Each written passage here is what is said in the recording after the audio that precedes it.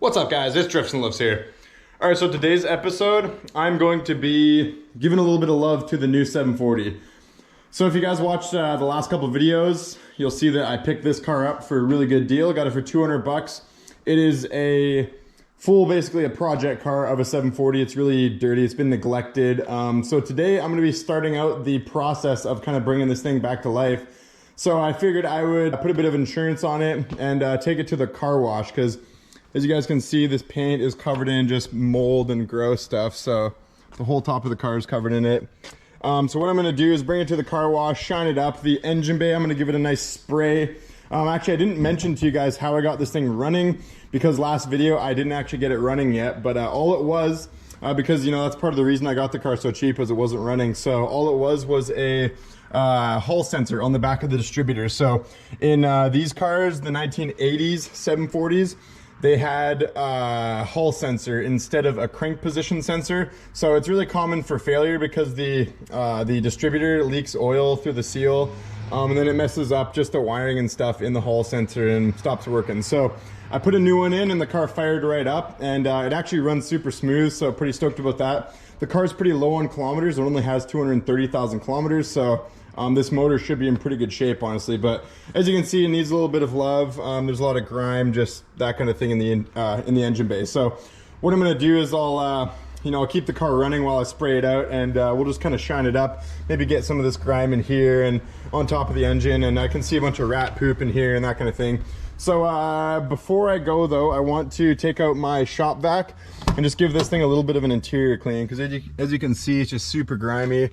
There's like mold here and mold here and tons of random stuff in the back, so I got to get rid of all this stuff, fill up my garbage can, and yeah, so let's this video is basically just going to be about bringing this thing, cleaning it up a little bit, see if we can get it looking nice, and then maybe I'll actually even find a headlight bezel for this thing, and then yeah, it might look all right. So yeah, nothing too special today, guys. Just come along with me for the ride while we freshen this thing up a bit. All right, so I got a little more junk than we anticipated. So we got some McDonald's coupons, probably from like 2015 or something, and some windshield wipers. Probably throw those out. Maybe keep them, they're new, probably. We got a jug of oil here, but it's nothing that I would really use, too light for me. I haven't found any Yu-Gi-Oh cards yet, though. I'm really trying to find a Yu-Gi-Oh. There's got to be a Yu-Gi-Oh card in here somewhere. All right, guys, so I'll try to figure out what kind of piece of food this once was. I almost want to say a piece of pizza, but it's from like 5 years ago. Ooh, that's gnarly. I definitely do not want to open this bag. All right, so I got a full garbage bag and a half of junk out of here. And there's a lot of stuff in here as well, in the back seat. So I'll show you guys this real quick. So I'm just stripping this heat, I guess, insulation out, and we got a rat's nest. So that makes sense why there was rat poo all over the motor.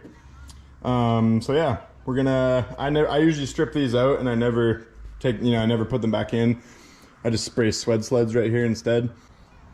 It'll probably give me some inspiration once it starts looking a bit cleaner to start kind of building it and that kind of thing.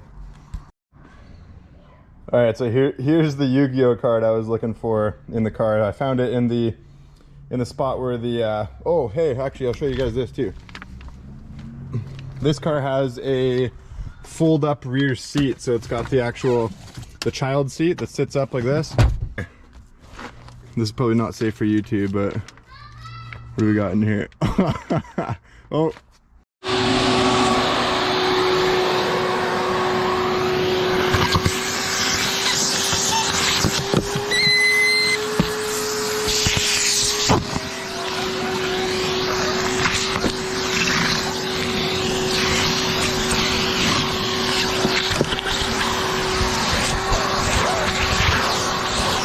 So I'm pretty stoked that I got to this car the time that I did, because my last wagon, so the panel wagon, if you guys have seen a couple videos of me like really showing the rust on that car actually had a bunch of like dirt and leaves and stuff that was sitting in there right down here for a really long time.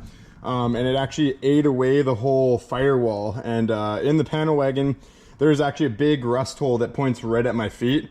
So, and the reason for that was, yeah, there's all this junk there, and it was just sitting in there all damp and collecting moisture, and it rusted out the car. So this car actually had a bunch of crap in there that I just vacuumed out. So I'm glad that I was able to get to it before it actually kind of, you know, did some damage to the body. On this side, I had the same thing going on, so I took all that out with the vacuum. And let's check out in the interior. I didn't really go too crazy, honestly, with the vacuuming, just a really quick little, just because I'm gonna be stripping the car out and taking all the carpet out, there's gonna be a lot more junk underneath there. So I figured I'd just do a quick little clean, kind of make her look a little better.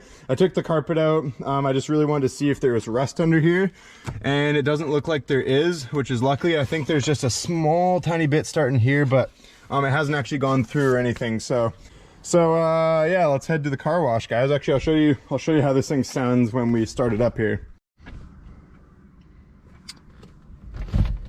All right, let's see how she starts. This is technically the third time I've started this thing up, so it doesn't really matter at this point, but okay, nice to know that the fan still works, and maybe the heater core still works, and that means I can maybe drive this car in the winter.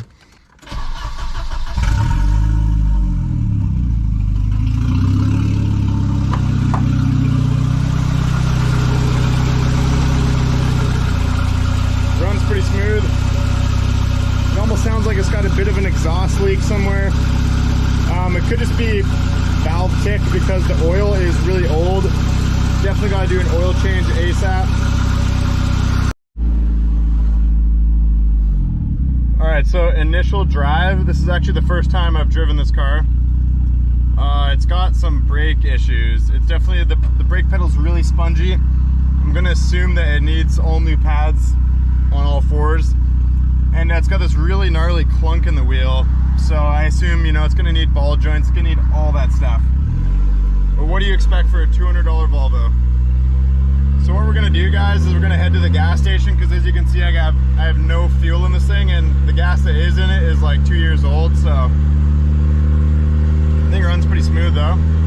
We'll see what it does when like it starts getting up to operating temp, if it gets all the way up there, or if it you know, goes all the way up there like too far. This headliner is pretty gross. It's gonna be like, you know, leaving orange dust everywhere. But honestly, it doesn't feel too bad. It's so funny, I'm so used to driving these cars with full weight reduction. You know, I'm used to driving the panel wagon. That thing weighs about 2,600 pounds. And you know, factory turbo wagons that haven't been stripped out usually sit around like 3,200. So it feels like a big boat, honestly.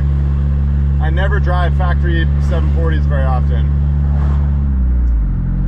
Tranny seems to be shifting good. Our factory turbo gauge is working. There's a lot of vacuum lines in this car that really need some work. I'm gonna be replacing all the vacuum lines.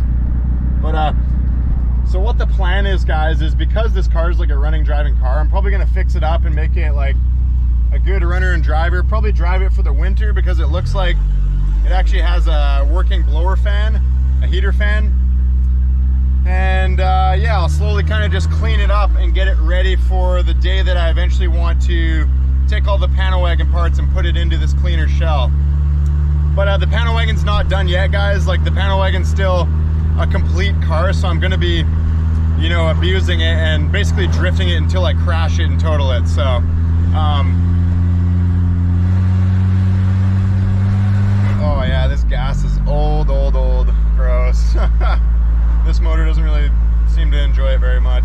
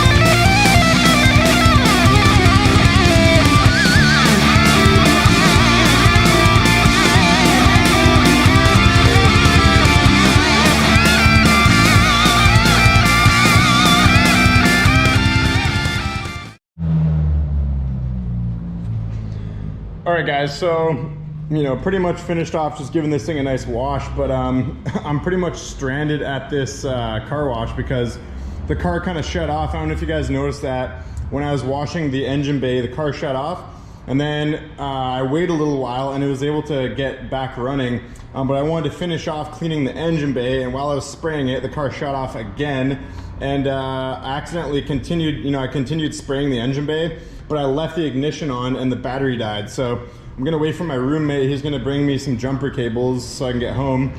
But let's take a little quick look, just show you guys, what this thing cleaned up to be. So honestly, it doesn't look too bad. I don't know if you can see from the GoPro, but the clear coat is pretty darn good still. So this paint's not too bad. This honestly makes me want to build this car instead of the black one. We do have a pretty good dent here, but it might actually be able to just dent it back out if I take the panels from the inside off.